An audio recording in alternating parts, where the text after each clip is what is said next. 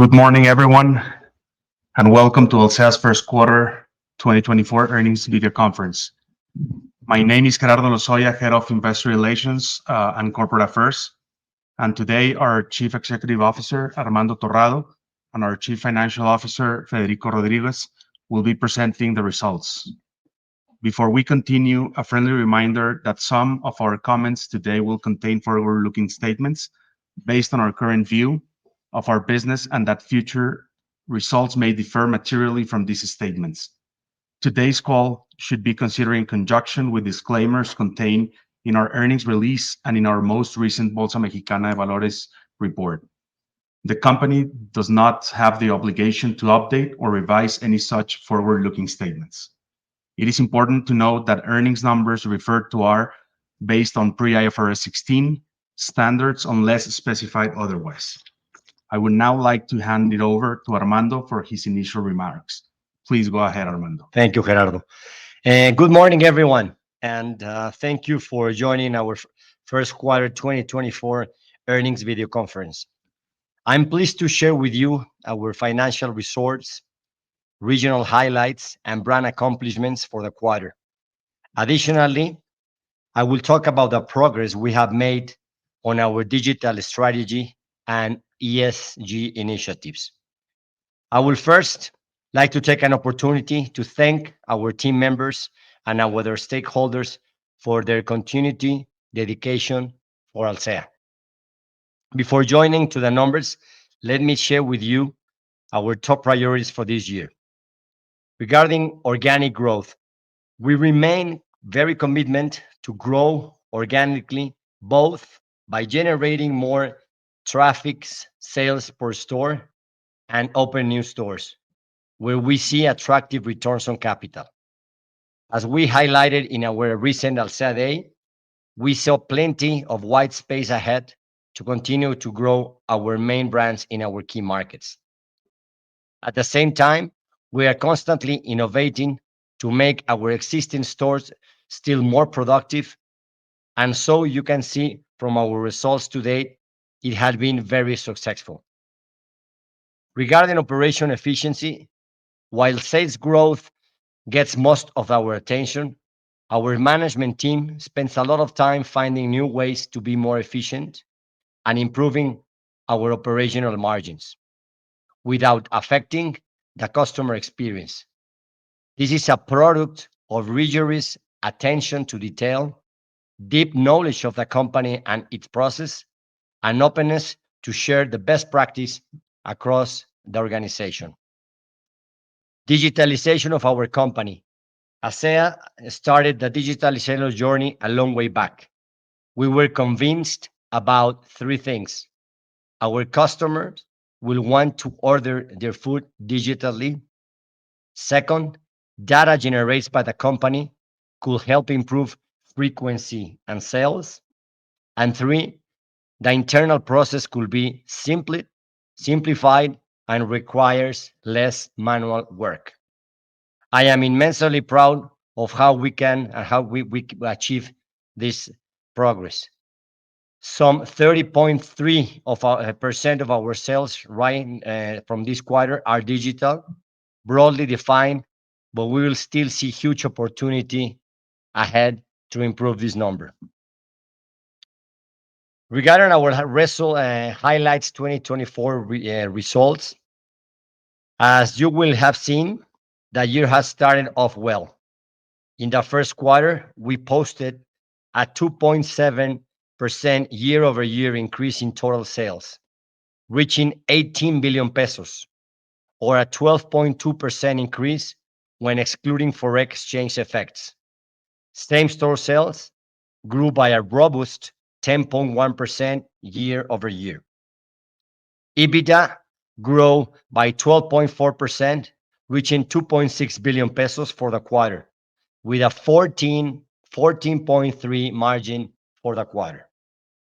These results demonstrate robust demands for our brand, even as the strength of the Mexican peso continues to affect our currency translations. We serve over 28.1 digital orders in the quarter, coming to 5.5 billion pesos, which accounts for 30.3% of our total sales. Let me go deeply into a quick overview of our brands. Regarding Starbucks, we reported a strong year-over-year same-store sales growth of 10.6%. Sorry, of 8.6%. Starbucks same-store sales for Mexico were up 10.6%, driven by promotions like Frappy Birthday. For Europe, they declined 5.7%, mainly affected by the boycott to American brands in France and Benelux. And in South America, the increase was 19.5%, driven by inflationary pressures in Argentina, with a better performance in terms of traffic than the rest of the staples market. Regarding Domino's Pizza, we posted a robust 12.5% same-store sales growth in Mexico, largely driven by initiatives such as Domismania, some other carry-out initiatives that we've been doing, and another successful promotions in the whole country. The success of the campaigns strengthened our positions against other competitors. And also in Spain, same-store sales grew by 1.5%, supported by campaigns like Gracias Silvia. Regarding Burger King's, the quarterly results were mixed, with same-store sales increasing in our biggest markets, Mexico and Argentina, and a modest contraction in other markets. In Mexico, the successful rollout of digital kiosks continued to lead to double-digit growth in the average ticket. Regarding the full-service restaurant segment, we had a trended positive same-store sales up 8%, and orders, frequency growth, traffic grew by 3.6%. The strong results were driven by successful innovations with the launch of 9 new burgers in Foster Hollywood, sandwich platform in Vips Mexico, and a new breakfast menu in Spain. Additionally, we opened a new Cheesecake Factory restaurant in the city of Querétaro, Mexico, with a great success. Regarding our expansion strategy, during the first quarter, we targeted the most profitable opportunities available to us. We opened 27 corporate units and 9 franchisees. So we did a total of 36 openings in the quarter. Most of these new locations were Starbucks and Domino's outlets, strategically positioned in high traffic areas and regions, particularly in Mexico and Spain. While we often see a slower start to expansion in the first quarter due to seasonal variation, we expect to increase the pace of openings through the year, alignment with our strategic growth goals and guidance. Another important pillar of our strategy is the remodeling of our units. And once we do work traffic, and once we do the work, the traffic increased by 6% on average, with paybacks aligned to the minimum returns set to the openings of the stores. During the first quarter, we have remodeled 13 units globally. Regarding our loyalty programs, we supported by our digital transformation strategy, and at the end of the quarter, our loyalty sales grew 21.7%, reaching 3.7 billion pesos and representing 20.3 million orders and 20.6% of our total sales. By the end of the first quarter, we had more than 7.8 million active users in the different loyal programs. Programs such as Starbucks Rewards and Club Buy play a crucial role in driving sales and growth. At the end of the first quarter, Just a few months following its launch in Spain, Club Buy already had 1.5 million users. Regarding ESG, in the first quarter, Alsea advanced in its ESG initiatives. Some of the highlights include all the new opens of Starbucks in Iberia and Mexico will consider as green stores in 2024. Also, we have certified 44 Starbucks stores as greener stores, reaching 129 in Latin America. In Mexico and in Europe, we use 70 and 50% respectively of clean energy to cover our electricity needs. Fundación Alsea has donated over 25 million pesos to one institutions committed to food, education, and employability in Mexico. These contributions had benefits more than 8,000 people, thereby demonstrating a significant commitment to the well-being and development of our communities. Also, Fundación Alsea, together with World Vision Mexico, launched the third edition of the Alsea Award in March, with the aim of promoting the dissemination and creation and initiative rich research projects in the field of food and nutrition. It contributes to the development of public policies. I will now pass you to Federico so he can give you a more detailed overview of our financial information. Please, Federico. Thank you, Armando. Good morning, everyone. We are pleased with Alsea's first quarter performance as quarterly sales increased 2.7%, driven by positive consumption trends in most of the regions, brand preference, and effective commercial strategies. Excluding foreign exchange effects, sales increased 12.2% for the quarter. In Mexico, sales were up 13.1% to 10.1 billion pesos for the quarter. Sales in Europe decreased by 2.4% to 5.4 billion pesos, but in euro terms, sales increased by 6%. Finally, in South America, we post an 18.4% decrease in sales for the quarter to 2.5 billion pesos, mainly driven by the devaluation in Argentina and slower consumer trends in the region. In Mexico, adjusted EBITDA increased 23.3% to 2.4 billion pesos for the quarter. This improvement was driven by positive consumption trends, better portfolio mix, and lower raw material prices. Also, the 10.1% growth in same-store sales boosted operating leverage, and the appreciation of the Mexican peso helped cut dollar-denominated cost.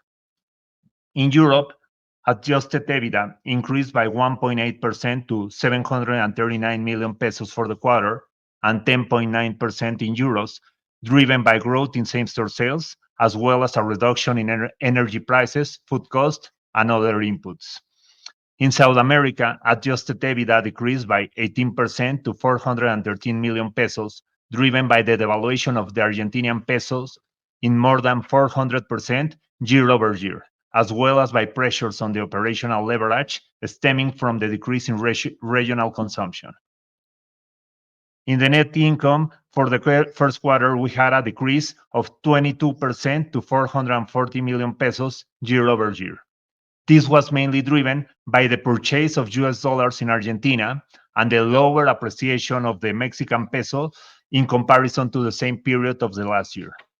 For the first quarters, the earnings per share were 3.08 pesos.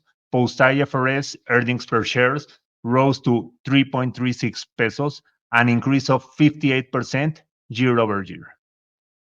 Regarding the CapEx, in terms of the investments, our first quarter CapEx amounted to 940 million pesos. We allocated 23% of this amount to maintenance activities, 62% to store openings and remodelings, and 15% to other strategic projects like digitalization or change of the digital platforms. We have made prudent and responsible investments throughout the year, focusing on profitability.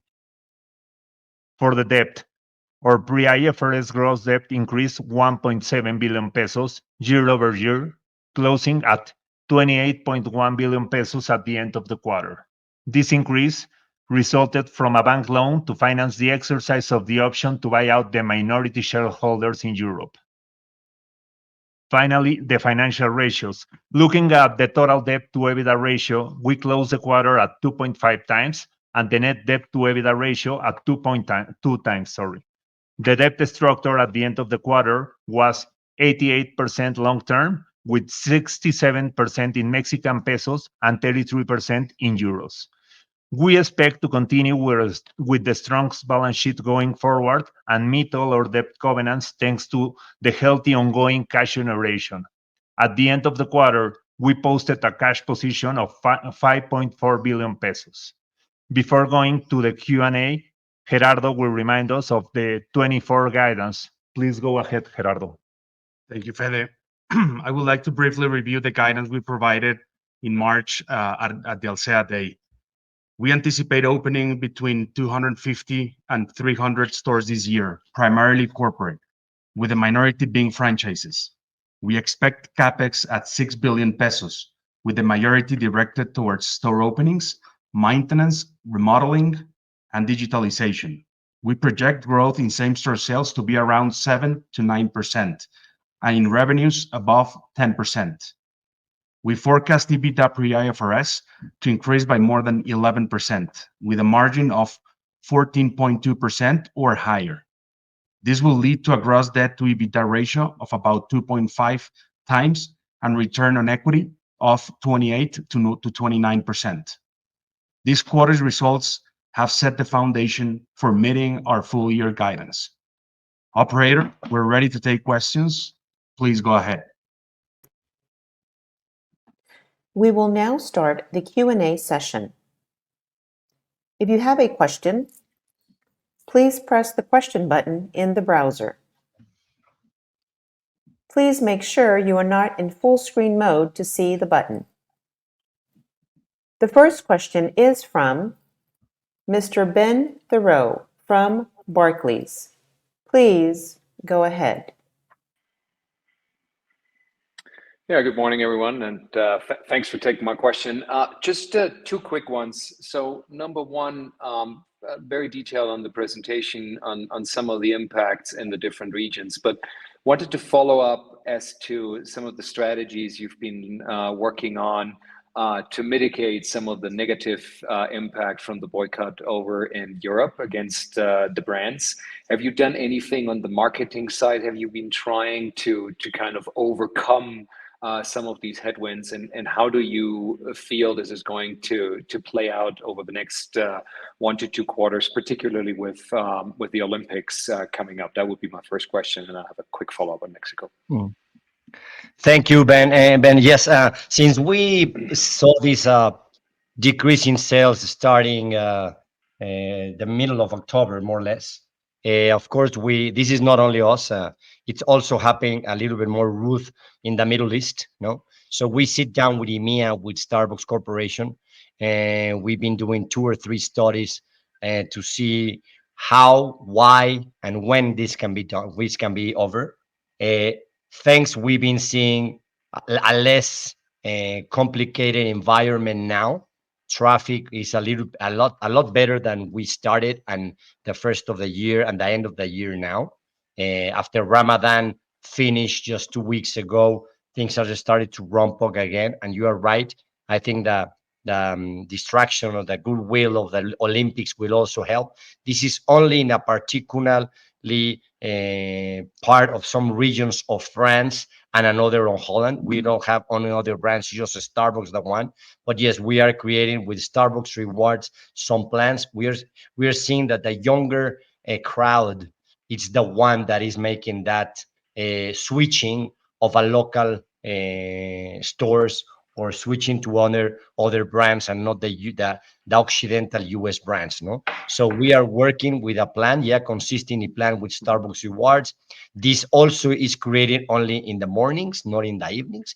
So at the end, we have it very well clear where is it, and we are creating some commercial programs for a region per store in order to mitigate that. I think we have to see in the next 2 weeks this align, and we expect to be in May really same-store sales slightly positive, no? But this not gonna have any effect in the total Alsea of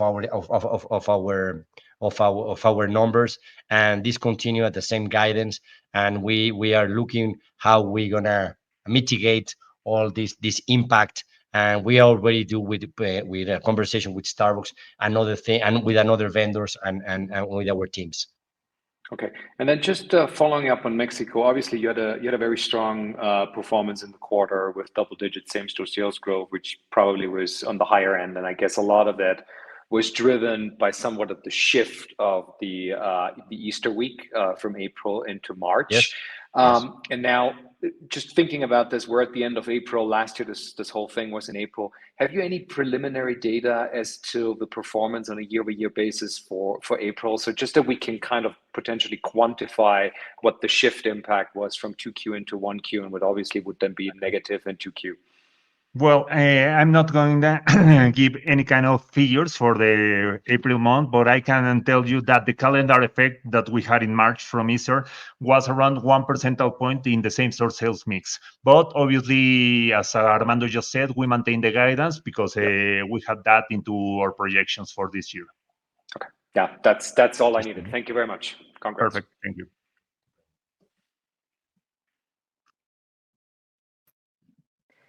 Thank you very much for your question.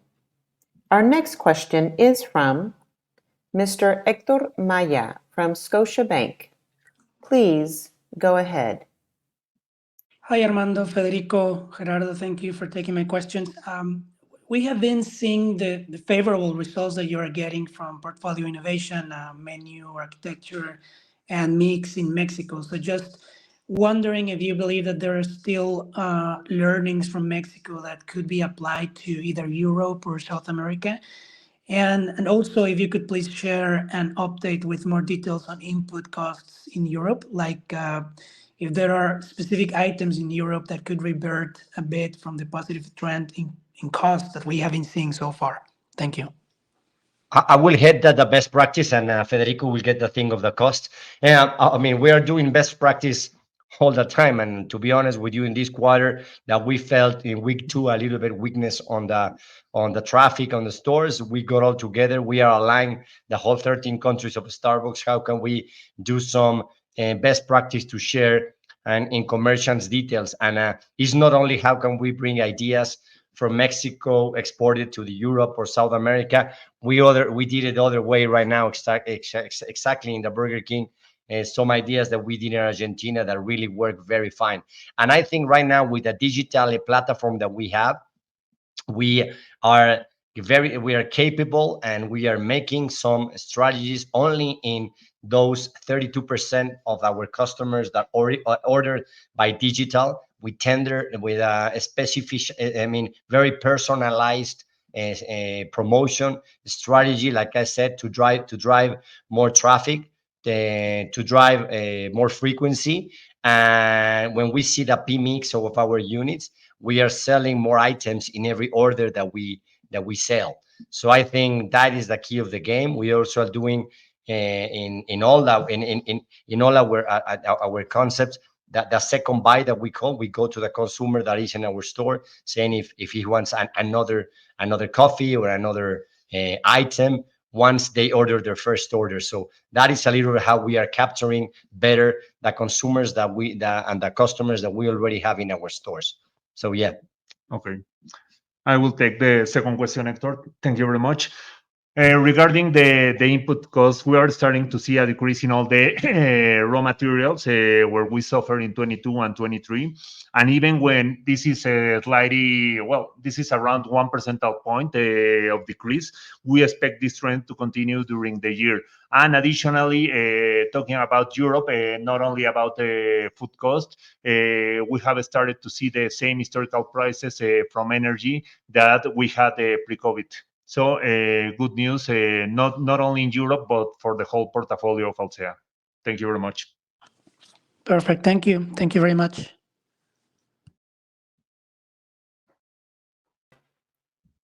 Thank you very much for your question. Our next question is from Rodrigo Alcántara from UBS. Please go ahead. Hi, hi, now you see me. Yeah. Hi, guys. Hi, Armando, Fede, two questions here, if I may. And the first one would be for Armando. I mean, just to make sure on the competitive dynamics in Spain, right? You mentioned that part of the deceleration that we saw there was this switch, right, from QSR to casual dining. Just wanted to make sure that that was actually indeed the case, right? That perhaps not some increasing competition, let's say from Telepizza or I don't know, McDonald's, right? That could have contributed to the deceleration in QSR in Spain. And the other one would be very quickly I mean, very technical, but some question that we received from clients yesterday on the mismatch that we saw between the pre-IFRS 16 and post-IFRS 16 EBITDA margin. On one, we saw expansion. On the pre-IFRS 16, we saw expansion, came in line with our forecast. But on the post, we see a contraction. Just curious if you can comment about that. I know it's very technical, but would help us to understand much better here what happened. Thank you very much. Gracias, Rodrigo. I think we have a very impressive sales momentum in Spain. I mean, when you saw that, when we see the numbers, all our casual dining division, you remember 2 years ago, we were struggling a little bit with Forster Hollywood. We did an impressive 10.2% in traffic. No, Bips is performing also great with another 6.5%. Geno's 21%. So I'm always counting just traffic. So all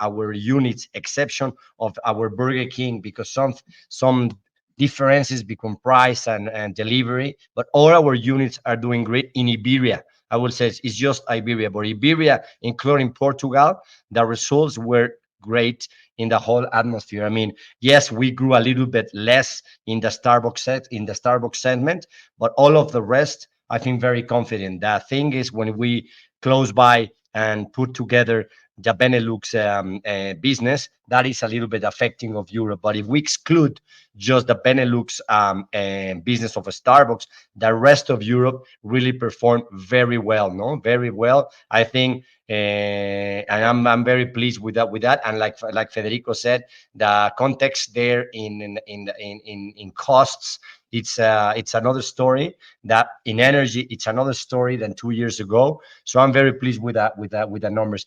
Unfortunately, the exchange rate does not help us. You know, we had a 19 point something the budget. It's coming at 18.4 per peso, euro per peso. So that is an affection. But I think in local currency, Europe is doing a good job. And to complement Armando's answer, Rodrigo, even with the competitors, we are gaining market share not only in the casual dining segment, where we are the leaders with the different brands that we compete, but in the pizza segment, we are gaining market share in the last year in comparison with the two players that we had in there. And additionally, regarding the second question, a technical question, like you said, both relevant. The difference between the EBITDA margin pre-IFRS and post-IFRS is driven mainly by the devaluation of the Argentinian pesos affecting the leases.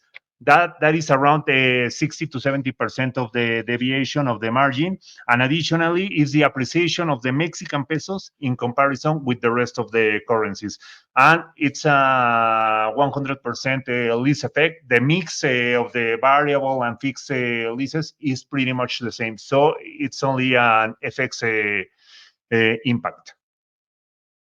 Awesome. Thank you very much for that. Just I think very important highlight there. So you said you gain market share in QSR in Spain. Is that correct? It's just pizza or just in pizza and in casual dining. Awesome. Okay. Thank you very much for that, Armando. Okay. Gracias, Rodrigo. Thank you very much for your question. Our next question is from Ms. Renata Cabral from Citi. Please go ahead.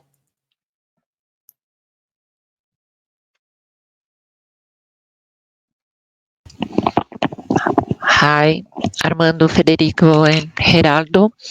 Thanks so much for taking my question. I have two here.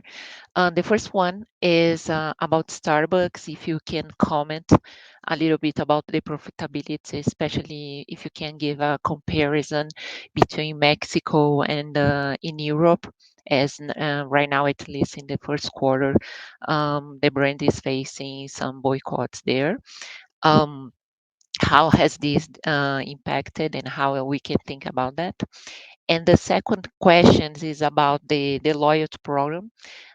You made some commentaries and also in the release, and I understand that this is at least right now must focus on the Starbucks, just to understand if this has been rolling out also for Domino's. And also, if you can comment something about the Domino's Mania that we know that had a good performance in the first quarter of the year, and what is the strategy for the rest of the year? It is a punctual program, or it should be rolled out throughout the 2024. Thank you. ¿Quieres que vaya por la primera? Sí. Okay. Thank you, Renata. Regarding the difference between the profitability in Mexico and Europe, on a, a usual way of business, the profitability is pretty much the same. The paybacks that we require to the brands and the EBITDA margins that we require on a normal way are pretty much the same. Obviously, when you are facing a decrease so relevant like the one we are suffering in France, obviously, I cannot give you figures, but we are losing significant percentile points in the EBITDA for wall. Having said that, we are not quieting the pace to open new stores because the profitability of the stores and the white space in France is huge. So we are having a slump in the way. Hopefully, for the second quarter, by the end of the second quarter, we are going to have better figures, a better trends in terms of traffic for France. Additionally, we are not only taking actions in the top line for France and for Netherlands, we are doing the job in the productivity in the stores to preserve all the expenses to have a easier way. That would be Okay. Hola, Renata. Gracias. Thank you. Let me tell you a bit about what we're doing in the whole digital platform regarding, as you know, and we mentioned here in March when we saw you guys, and we are in the implementation of SDS still, and this is going to be all the way longer to the whole year and to the year end. We are starting with Latam, Chile, Argentina, Uruguay, Paraguay already have that. Of course, in France and Benelux, Iberia and Benelux, we already have the SDS, the POS installed, and we are advanced regarding Starbucks rewards, stocks for everyone, and we are right now utilizing CRM for really personalized the consumer.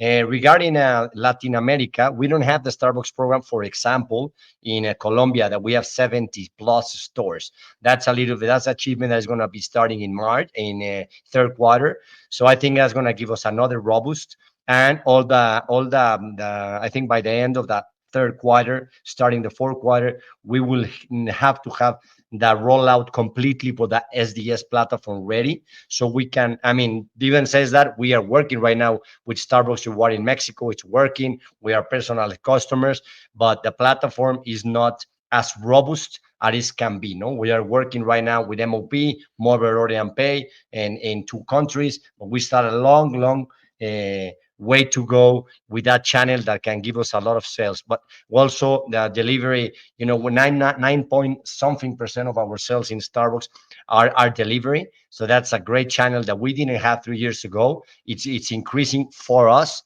The category is not increasing. I will tell you, the category is not increasing in all the regions, but when we see the numbers with our aggregators, we are facing a good increase. So that's for Starbucks. And regarding Domino's, our friends from Domino's were here 2 weeks ago. I'm also pleased to say that we were named franchisee of the year in Starbucks International, Domino's Mexico, and Domino's Spain. So that's a That's a good news. And also, we are regarding the loyalty program they have in the US. That is a loyalty program that is not based in points. No, it's not a Fidel. It's just a rewards program. For every 10 orders that you buy, they give you products free, but you don't have an accountability of the points, and you don't redeem, and you don't acumular, ¿cómo se llama? You don't accumulate and you don't redeem. We don't have accountability here. I think by the end of third quarter, let's see September, we can plan to launch that in Mexico. I think Domino's Pizza is gonna report in the next weeks or something. But I think that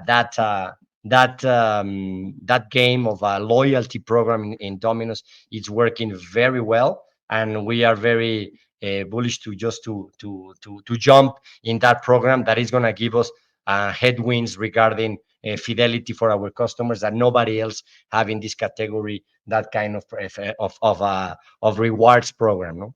I would say, Renata, just to complement what Armando was saying, in Domino's Pizza, we have implemented Domino's Cloud in Mexico and Colombia, and we're planning to do the rollout in Mexico for EPS.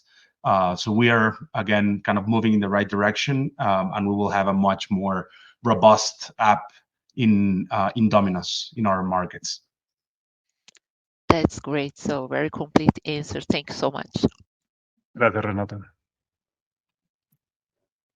Thank you very much for your question. Our next question is from Mr. Felipe Casimiro from Bradesco. Please go ahead. Good morning, Armando, Fede, Gerardo. Thanks for taking my questions. I have just a couple of questions. So first, I wanted to follow up on the negative impact of the FX losses. Okay. Federico mentioned there was a purchase of USD in Argentina. I imagine there's something related to that.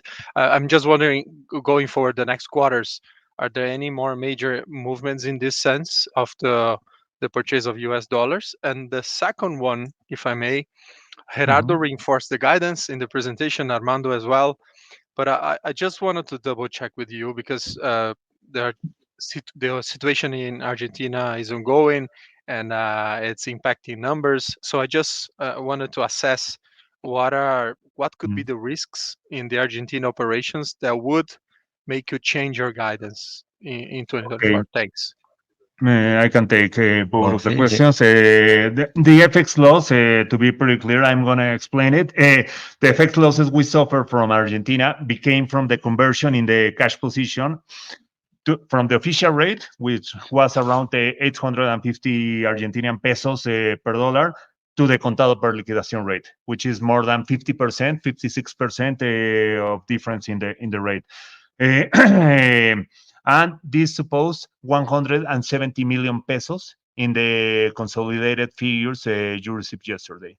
So having said this is a one-off impact. Obviously, we will have a cash position during the next quarters, but it is not going to be relevant. You have to think that this cash position became from the last 2 years. So it is not going to be relevant. Additionally, the risk from Argentina, I would say, we have it considered in the budget and obviously in the guidance that we delivered to you in the Alsea Day. So we maintain the guidance, and we do not expect to have any more risk from Argentina. Do you want to complement? No, I think, Felipe, I think in Argentina, and you are closer than me from that country, things are looking, when I did the budget in November, we did a very dramatic budget that it's included in the forecast. But as soon as we are seeing the numbers right now, things are looking a lot better. No, I look better in the exchange rate. I look better in traffic. The inflation, you know, there is a positive around 3.2% report yesterday. So I'm a much more positive about the Argentina future than I was 3 months ago. Great. That's amazing. Thank you very much for your answers. Gracias, Felipe. Thank you very much for your question.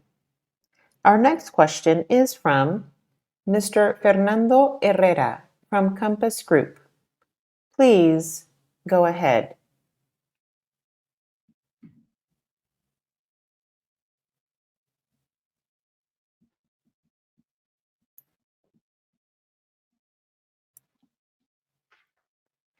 Our next question is from Tiago Bortolucci from Goldman Sachs. Please go ahead. Yes. Hi, good morning, everyone. Armando, Federico, thanks for the question and congrats on the results. I would just like to explore a little bit more the SG&A dynamics, particularly in Mexico, right? When I try to infer here the SG&A ratio that you printed in the region, I see a slight improvement year over year, like 10 basis points improvement. And this is in a context when we're seeing a significant increase in the minimum wage, right? So my question is, with all the efficiencies, operating leverage that you expect going forward, couldn't we see even room for slightly better profitability and lower expenses going forward once you digest this new payroll structure? Thank you very much. As we said, Tiago, well, hello, Tiago. As we said in the Alsea Day, obviously, it's not a good news to have increases in the minimum wage, but we think we have some kind of levers to increase the productivity into the store. I want only to remark, because some of the of the notes that see after Alsea Day, that is not a good news. We have around 60% of our employees linked to the minimum wage, and obviously we are accomplishing with the law. That's the first part, and the second part, we are trying to improve the productivity into our stores. We think we have room to do it, but this would have, in case we have this at a perpetuity rate, this would impact the final customer. It is not happening right now. We are preserving the same kind of service, and we have excellent reviews from the customers, but we are not seeing an impact on the P&L, as we said on the Alsea Day. I would say, Tiago, to complement on that one, we mentioned in the previous quarter that we were making some, let's say, rollouts in Burger King in Mexico of flexible hour week for employees. That worked well. That is now amplified to other regions. So let's say the experiment that we're doing is a little bit bigger today. And we're also looking for doing this at Domino's Pizza as well, and the same for Starbucks. So we're adding a little bit more of analysis behind it. So we're prepared for that.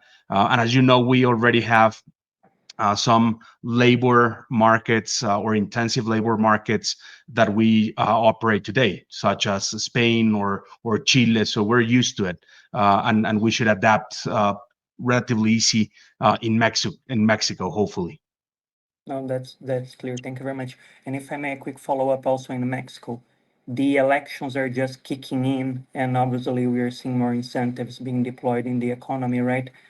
To this point, are you seeing sequentially better demand and even same-store sales moving? I know the comps, but should we expect sequentially better momentum for traffic, demand, and consumption into the second quarter? Bueno, oye, they were yesterday in el Banco Mundial, 2 weeks, a week ago, they put a little bit upscale of 1.4 to 2.6 about a growth in Mexico, no?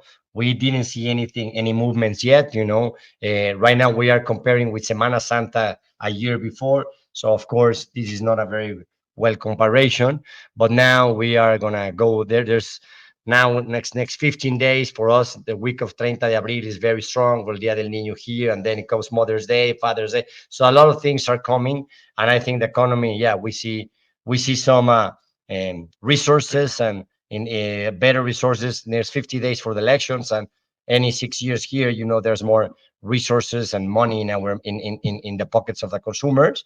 But to be honest with you, that we are seeing some other changes or minimal another changes. We are not. Yeah, it's favorable for the country, and we think it's favorable for Alsea. Perfect. Thank you very much, guys. Sure. Thank you, Theo.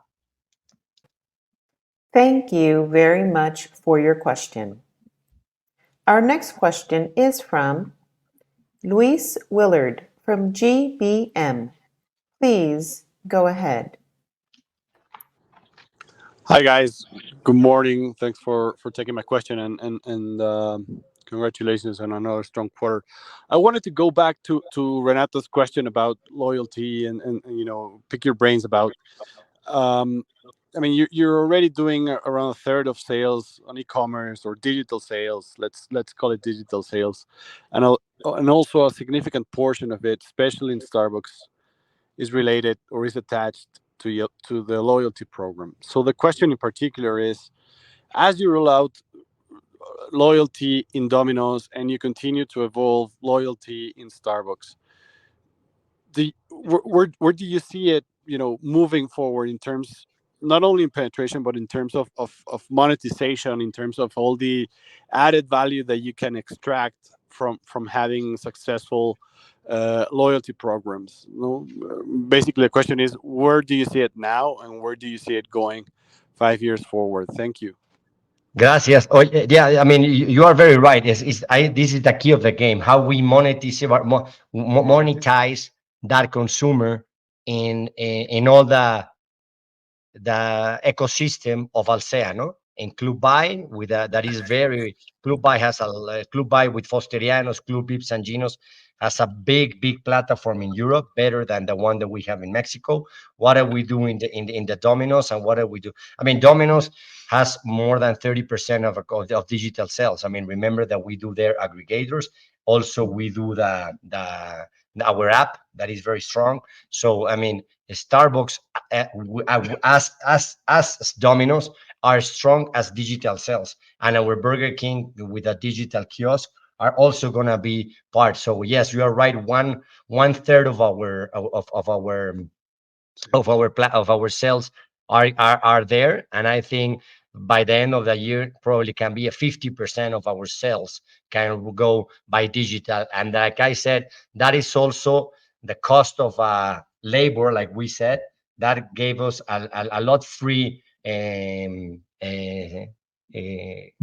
expenditure for that. No, right now what we need to do is, and we are, I will like to show you next next quarter is how we are processing the heavy, light, and medium user.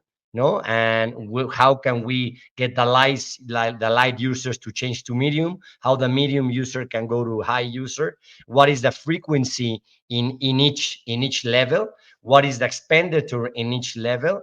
And how we can pass one level to the second level to the third level in order to have more frequency with those consumers. No, all the stumps that we've been doing in the glasses or in the new initiative of merch with the Starbucks, we've been very successful. No, every time we do a stump, we do a new promotion with all those Stanley cups or other cups. It's just an amazing success that we have. So we are partner also with Starbucks and another third parties to understand better how can we monetize those consumers in order to purchase with more frequency, better ticket, and also they have to have more incentives.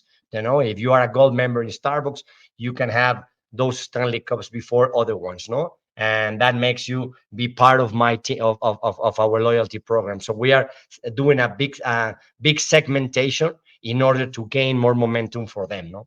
And a better and being more loyalty to our brands, no? Yeah, that's very interesting, Armando. Thank you, and looking forward for next quarter Thank you. to see that. Bye bye. Thank you very much for your question. Our next question is from Mr. Fernando Herrera from Compass Group. Please go ahead. Hi guys, sorry the last time I couldn't unlock my micro. Here, just a couple of questions. First one is a quick follow-up on energy prices in Europe. As you mentioned, you're seeing levels, pre-pandemic levels in terms of energy prices. So, just wondering if you have some plans to hedge at these prices. That will be the first one. Okay, usually we have not hedged any kind of commodities, only the effects for the US dollars raw materials.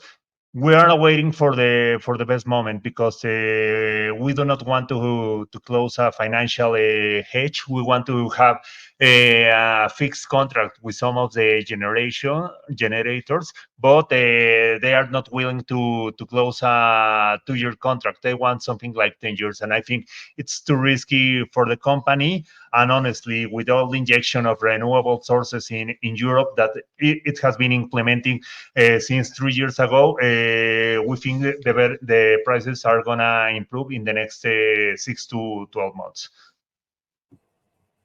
Okay, thanks. And the second one, it's related to the huge cash outflow we're seeing related to the minority, to the non-controlling stake. I suppose that this is related to the Europe acquisition of the rest of the part of the business. So, I mean, I had in my mind that this operation will take place by the end of this year and a small part in the first part of 2025, right? So, yeah. Okay. Gracias, Fernando. The acquisition, as we mentioned in the previous video conference call, we bought the three minorities, being Proa Capital and the Arango family, well, Analia Capital, partially with a bank loan and cash. We have closed the deal. In fact, Alsea, this as of today, have the 100% of the European entity. The acquisition was, as we said, 238 million euros, and we have paid around 150 million euros, and we will pay the remaining part, the 90 million euros, in the last quarter and in the first quarter of 25. Okay, super clear. And here, I'm just wondering. I mean, you have the optionality to pay with a stake of Alsea, right? So, I mean, you have plans to do that, or will be more driven with cash and more debt? No, as I said, we're paying with cash and debt. We do not see pay with shares as an option. I think we think it is not a good option for the shareholders, and we will do with the mix I just commented. Perfect. Thanks. Gracias, Fernando. Thank you very much for your question. Our next question is from Mr. Jorge Izquierdo from BTG Pactual. Please go ahead. Hi, good morning, everyone. Thank you for the space for questions. My first question is on mozzarella in Mexico. Could you please share an update on where you are in terms of mozzarella needs for the future? And my second question is related to your guidance. Could you please remind us your implied FX assumption for the Mexican peso? Thank you very much, and congrats on the results. Thank you. But I think in cheese, no, Federico, we have good news because the cheese right now with the exchange rate of 17 pesos, so there's a great news. And then cheese's prices are in the lowest ever. So we have a stock all the way to October, November. And actually last month ago, where vendor was here, we're going to see another opportunity to get there. So I think that is one of the most things that move the needle regarding our supply chain. So that is going in headwinds for us. We are not hedging, but we are controlling the future of the purchasing for the end of the year in order to have consistency in our platforms of value for Domino's, no? And then the second question, the guidance. Well, when we prepare the budget and the guidance to you guys, we did it with different effects. Obviously, the appreciation of the peso at the end of the day is good for the company, but this is not having a crucial effect for the guidance we gave to you 1 month ago. So we will maintain the guidance. And honestly, the only way to change it is if the peso goes to 13 pesos per dollar. But we do not see that happening. And I would say, Jorge, just to give you a little bit more details on the exchange rates, the ones that we were looking at, the guidance were, let's say, roughly 17.8 Mexican pesos to US dollars, and in euros, roughly 19.5 euros per dollar, per peso, sorry. Great. Thank you very much. Gracias, Jorge. Thank you very much for your question. That was the last question. I will now hand over to Mr. Armando Torrado for final comments. Bueno, once again, I would like to thank you. Thank you very much for joining our quarterly video conference. As always, you have any further questions, please contact us, our investor relations team. I wish you have a great day and thanks for connecting today. Thank you. Alsea would like to thank you for participating in today's video conference. You may now disconnect.